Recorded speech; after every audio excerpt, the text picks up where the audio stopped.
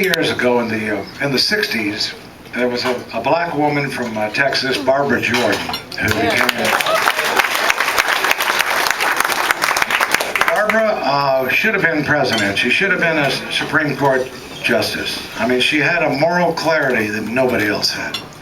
In fact, I would think if our country today could be led by Zorro, Paladin, Johnny Cash, and Barbara Jordan, we'd have it made. We really would. You know? Those are people you just don't find anymore.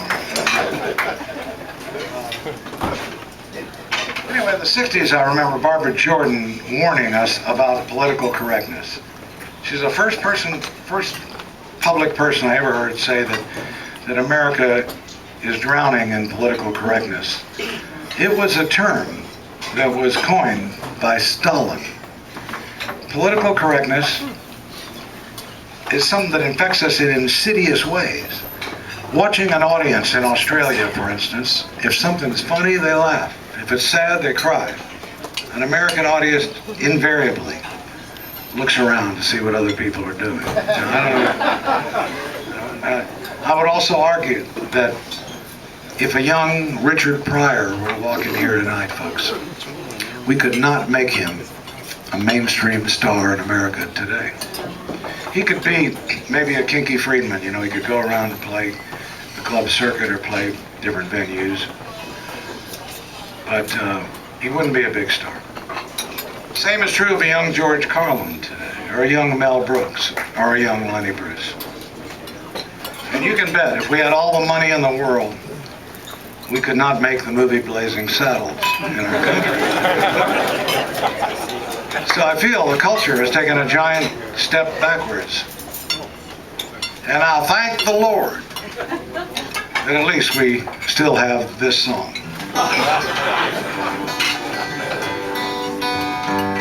Well, a redneck nerd in a bowling shirt with a guzzling Lone Star beer, talking religion and politics for all the world to hear. They ought to send you back to Russia, boy, or New York City, one. You just want to doodle a Christian girl and you kill God's only son.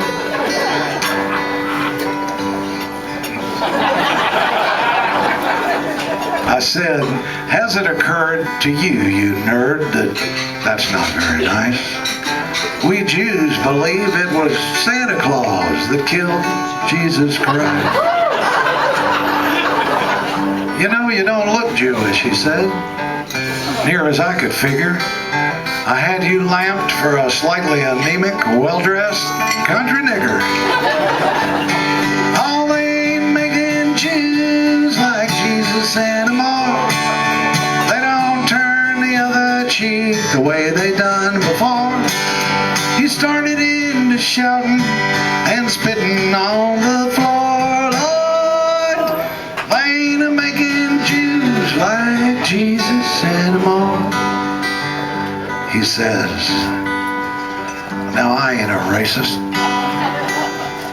but Aristotle Onassis is one Greek we don't need. And them niggers, Jews, and Sigma News, all they ever do is breed. And wops and mix and slopes and spicks and spooks are on my list. And there's one little heap from the heart of Texas. Is there anyone I missed? Now, when I used to sing this at the Lone Star Cafe back when Christ was a cowboy many years ago, this is the group, the people that have actually been to the Lone Star Cafe, that I like to refer to as insects trapped in amber. They're some of my most precious fans and audience. And then, well, at any rate, those of you that were there remember I had a drunken albino friend named John Walsh, a real big guy. And right where the redneck in the bar says, is there anyone I missed? Walsh would always stand up and shout, albinos! So as I traveled the country in the years after that, there'd be one or two, maybe one hip guy in the back of some crowd someplace in San Diego or where the hell it was, who would shout albinos, meaning he'd either been there and seen it, or in this tradition of oral folk singing, he heard it from someone. And anyway, this went on for some years, and then it began to wane and diminish, and pretty soon nobody shouted albinos anymore. And the story does have a bit of a happy ending, since John Walsh and I have stayed in touch. John is now the head of the ESPN television networks, which I think would qualify him as probably the most influential albino in America today. It's also a little game I play to see how long folk singers do this, how long you can tell the story and still come back and try to save the song. Well, I hits him with everything I had right square between the eyes. I says, I'm gonna get you, you son of a bitch, you spouting that pack of lies.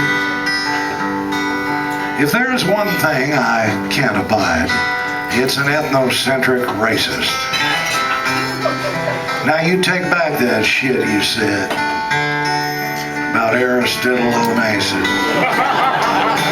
Oh, we ain't making Jews like Jesus anymore. We don't turn the other cheek the way we done before. You could hear that honky holler as he hit that hardwood floor. Lord, they ain't making Jews like Jesus anymore. All right, everybody. Oh, they ain't making Jews like Jesus anymore. They ain't making carpenters who know what nails are for. Well, the whole damn place was singing as I strolled right out the door.